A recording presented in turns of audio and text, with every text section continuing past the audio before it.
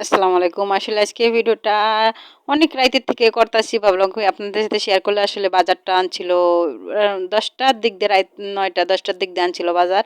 সেই সময় আরও ভিডিও করি না, এখন 4টা বাজে উঠছে, করলাম 4টা বাজে ভিডিওটা করি। 4টা বাজে উঠে এনে রান্না করব, খাওয়া দাওয়া করব, তাই এই ভিডিওটা আপনার সাথে শেয়ার করলাম। রান্না যখন করব ভিডিও তো করাই লাগবো, আমাদের কাম।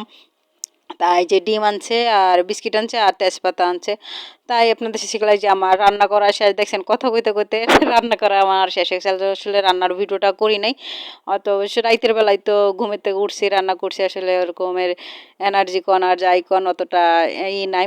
তাও একটু আপনার রান্নার পর একটু ভিডিও করে দেখাইলাম। তারপরে যে খাওয়া দাওয়া করছি, খাওয়া দাওয়া করে রাইতে 5টা বাজে ভাত খাইছি।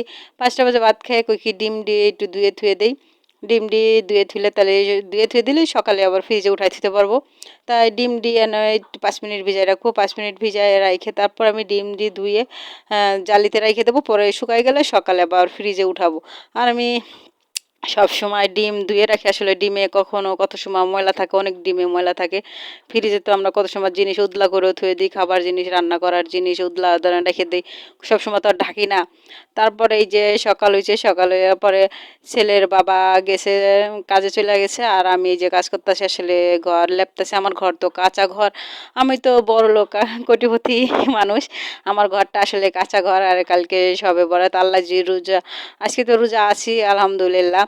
আর কালকে যে দেখি নামাজ পড়ার আশা তো আছে, তারপরে উপরওয়ালা কি করবে সেই আল্লাহই জানে। তারপরে একটু ঘরটা লেপতেছি। আসলে এইসব জিনিস দেখা যায় দেশ গ্রামে গেলে, দেখেন সবে বড়তে অনেক ঘর লেপে, অনেক মানুষই ঘর লেপে, ডুয়া লেপে, অনেক কিছু করে, ভালোই লাগে। দেশ গ্রামে গেলে ঈদ বোঝা যায়, তারপর সবে বরাত বোঝা যায়। ঢাকা শহরে তো ধরেন বোঝা যায় না ঈদ কাকে বলে আর কি কাকে বলে, অতটা দেশ গ্রাম শহরে বোঝা যায় না।